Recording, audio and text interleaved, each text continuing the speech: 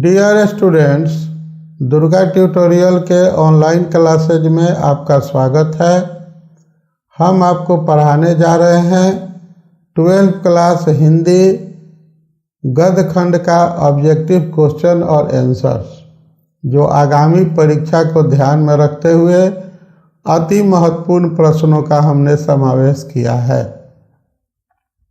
आज हमारा छठा पाठ है, जिसका नाम है एक लेख और एक पत्र। इसके लेखक हैं भगत सिंह।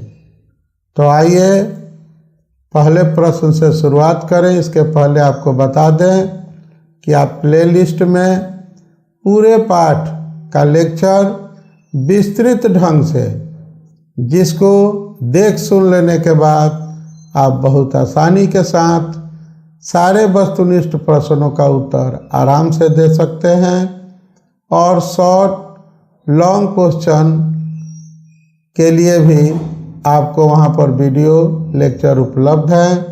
आप वहां जाकर अपनी अच्छी तैयारी कर सकते हैं। तो आइए पहले प्रश्न से मिलते हैं।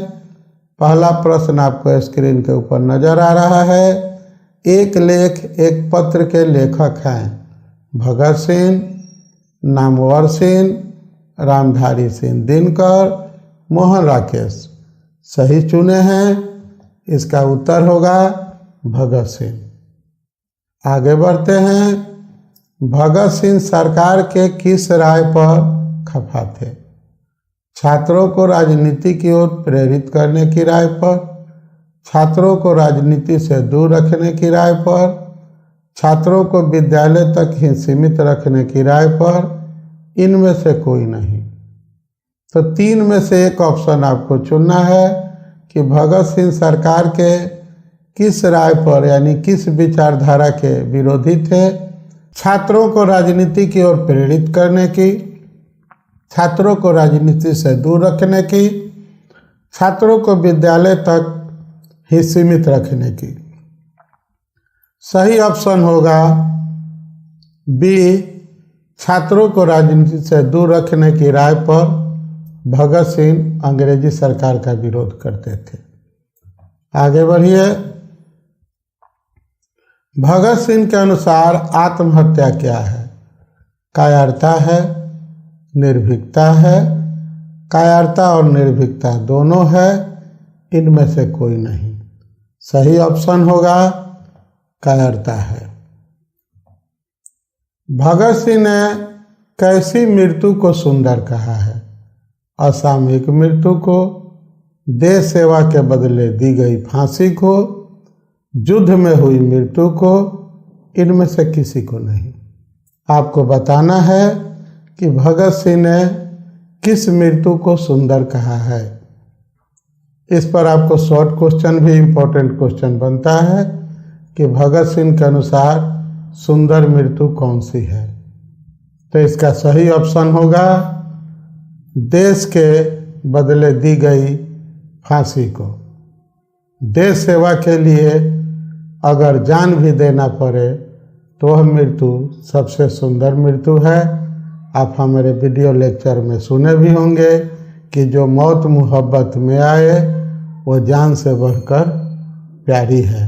पूरा शायर, पूरी चीज़ आप वहाँ सुन सकते हैं पुनः जाकर। पुरानी बात को मैं पूर्णतः नहीं दोहराना चाहता हूँ। आगे बढ़िए, अगले ऑप्शन की ओर जाना चाहता हूँ। विद्यार्थी को राजनीति में क्यों भाग लेना चाहिए? भगत सिंह के अनुसार विद्यार्थियों को राजनीति में क्यों भाग लेना चाहिए? विद्यार्थी देश के भावी कर्णधार होते हैं। विद्यार्थी ही सिर्फ नेता बन सकते हैं। विद्यार्थी में भौतिक विकास होता है। इनमें से कोई नहीं। इनमें से कोई नहीं तो आंसर होगा ही नहीं। विद्यार्थी में बौद्धिक विकास होता है, ये बात सही है, लेकिन इसके लिए राजनीति से कोई खास संबंध नहीं है। विद्यार्थी ही नेता बन सकते हैं, ऐसी भी बात नहीं है, तो ये भी ऑप्शन नहीं होगा। तो बच गया ऑप्शन ए, विद्यार्थी देश के भावी कर्णधार होते हैं।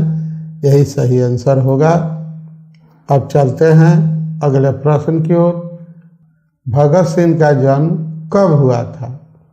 तो भगत सिंह का जन्म कब हुआ था? 4 ऑप्शन आपको दिए गए हैं। चारों में सितंबर महीना आया है, 1907 ईस्वी आया है। गौर से देखिए, एक में आपको अलग हट के दिसंबर महीना दिया गया है।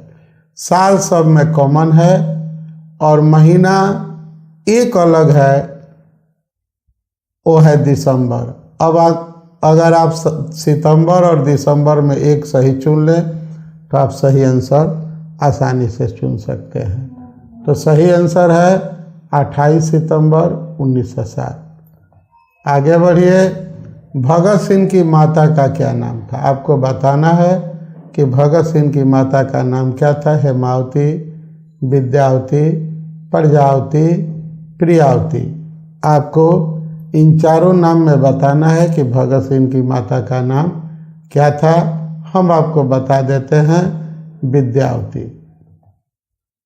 नौजवान भारत सभा का गठन किसने किया?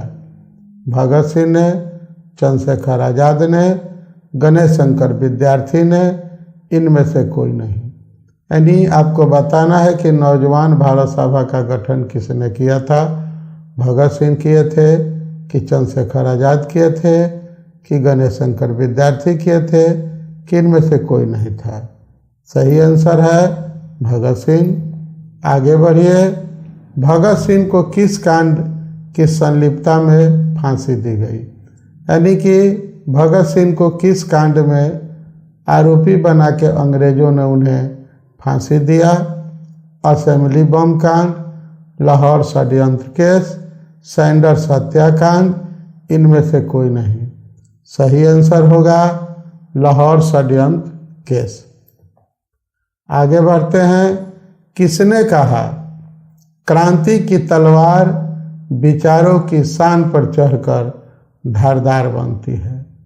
यानी कि आपको बताना है कि यह पंक्ति किस पाठ से ली गई है। क्रांति की तलवार विचारों की शान पर चढ़कर धारदार बनती है। ये किसकी रचना है? यानी कि पाठ का नाम पकड़ लेंगे तो आप लेखक का नाम तो जानते हैं। चंद्रशेखर आजाद, करतार सिंह सराभा, भगत सिंह, गणेश शंकर विद्यार्थी। सही पकड़े हैं, भगत सिंह ही इसका सही आंसर होगा। इसी के साथ हमारा आज का यह लेक्चर कंप्लीट होता है। फिर मिलते हैं एक नए पाठ के साथ अगले लेक्चर में। तब तक के लिए आप सबको थैंक यू, धन्यवाद।